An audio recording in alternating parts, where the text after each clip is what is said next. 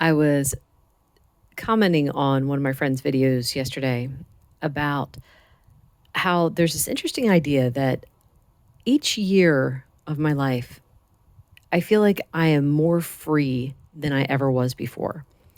And what's interesting in that is that my food is more restricted than it has ever been.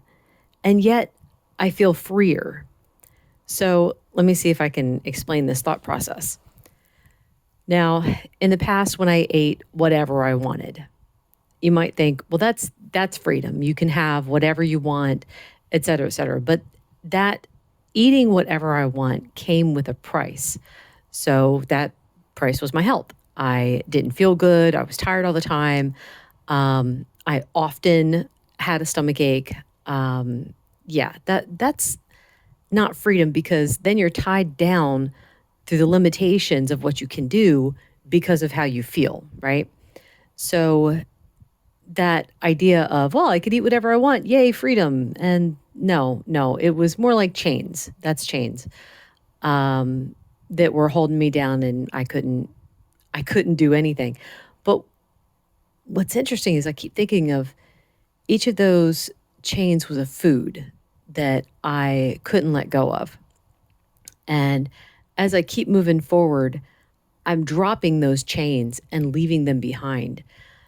Just recently, God was God has been steadily convicting me of this since I started the diet. Uh, in the beginning, well, let me back up a bit. I have issues with a lot of sweeteners. I said this in some of my other videos, but just, recap here. Some give me a headache, some hurt my tongue, some give me a stomach ache. I did find that I could have allulose, but I haven't had allulose like for several days in a row. So I could see, like, is that okay for me? I have a little bit of monk fruit in Chalk Zero stuff, but again, I'm not having it every day. So I don't know what are the long-term effects that would have on my system. I don't want to do that either. I'm not willing to put my health at risk just to try something. So allulose and monk fruit in small amounts seems like it's okay. But and I didn't have those things in the beginning of the diet.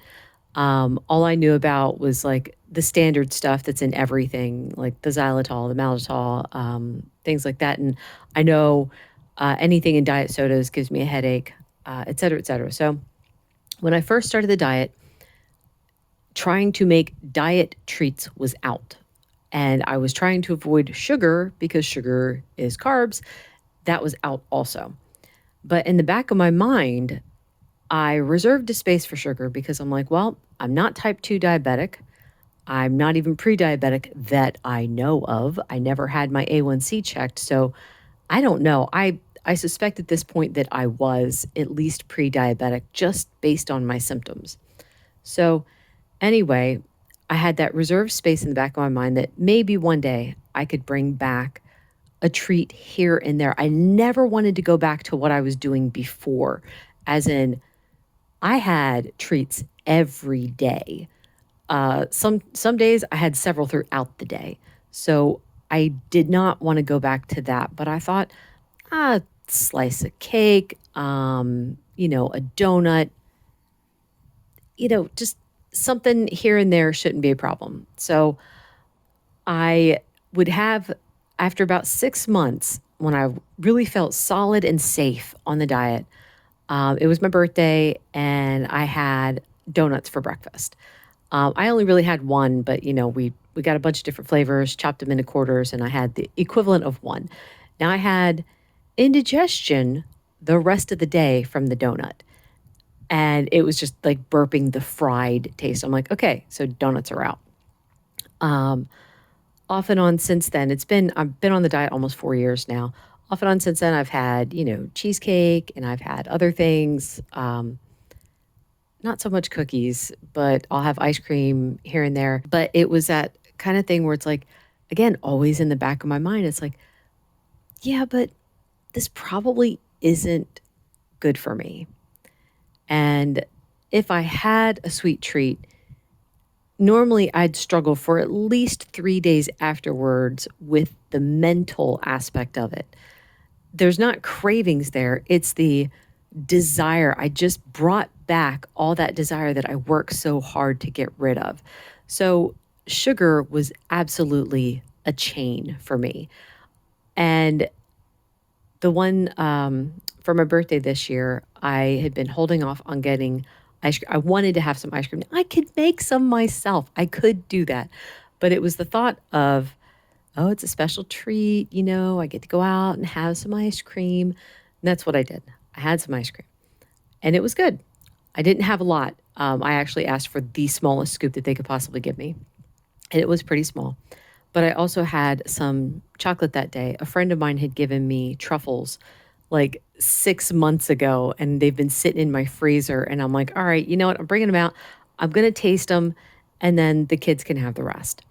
So that day, within, I want to say maybe an hour of me eating those things, my sinuses started to hurt. I started to get a cold sore in my nose. That's not fun at all. My head started to hurt. My jaw started to hurt. And I mean, that went on for the next 3 days. Now, I kind of wanted to blame it on a birthday party that we'd been to. I'm like, oh, well, maybe I just have a cold because my one daughter was having similar symptoms and maybe she had the cold. But I know now that wasn't a cold. That was definitely the side effect of having sugar.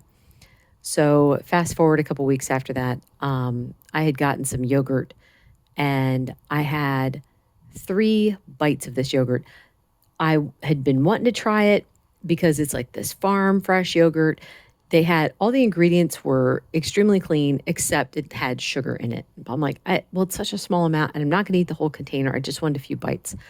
Well, within 20 minutes, again, my nose started to hurt, my sinuses, my jaw, my head.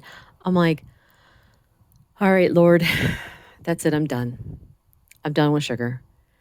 And I literally felt like I had dropped a chain at that point because I'm like, that is freedom.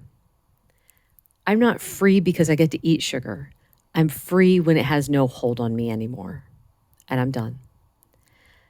Now, after I think a couple days of that, after that decision, I realized that the mints that I eat have sugar in them. And they're like, it's such a small amount. And I only have a few throughout the day. But I'm like, all right, dang it, there goes the mints too. I if I'm gonna do it, I'm gonna do it completely. I'm gonna be all in. So I stopped having the mints, and I'm like, I just brush my teeth more often. So since I made that decision, I said, all right, I'm giving it to God. I'm done with it, right? Of course, anytime I try to do that, anytime I try to make a resolution, the devil's right there with the doubt of this probably isn't going to last. You're probably not going to be able to do it. And I thought, that's just the most absurd thing ever. I've been on this diet for 4 years. I never thought that I would last 4 years on the diet. If I could do this diet for 4 years, surely I can give up the sugar. Now, there's a big test coming up where we're going to be helping out with our local fair. And in the past, we started volunteering for baked goods judging day, which is great. It's so much fun to be there and get to taste test all the homemade baked goods. And in the past, I've struggled. Like when I started the diet, I was like, oh my word, should I just not have anything? What am I going to do? And the one year, because I was struggling so much with the mental aspect of it, I'm like, I'm not going to have anything at all. That's it. I don't need anything. And I was fine. I brought along a cup of coffee and it, I'm at the point where I can smell something and think it smells good, but I'm not tempted to have it. So that was where I was then. And I'm like, it wasn't any big deal. And the next year I'm like, well, rather than stressing about it, I'll just have a couple bites of things and that will be it. And that was what I did. And again, I was fine. But this year I'm like, the devil again is trying to put that doubt in me. Well, how are you going to make it through baked goods judging day without having anything? It's like, it's going to be fine. I did it before. God showed me I could do it before. It's going to be fine. Now, the year that I didn't have anything, or I determined not to have anything, my daughter's like, all right, I know you aren't planning on anything, but you have to have a taste of this pecan pie. And it was hysterical because I was like, she knew I was struggling, but she's like, no, wait here. And she showed me the tiny scraping of flavor that she was giving me. And I'm like, Oh, well, that works. That's fine. So I had like a scraping of the pecan pie, and that was okay. But I feel so much better. I feel free from sugar. It feels great. And I'm like, again, though, there's one more thing that comes up, and it's like, well, what about regular keto treats? Are you going to have those ever? I'm like, I'm not making any decision about those right now. I do not want to sit here and say, oh, yeah, those will be a part of my life. I'm definitely going to have some of those because I don't want them to have any kind of hold on me. I don't want to have any kind of frustrating moments where I'm trying to overcome a temptation there because I just have to have something. I hate that. So I don't even want to think about it right now. I want to enjoy the freedom that I have and keep praying for guidance because each step that God has showed me makes me feel better.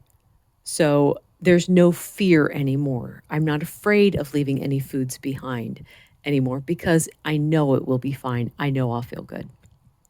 Anyway, I think that's it for today.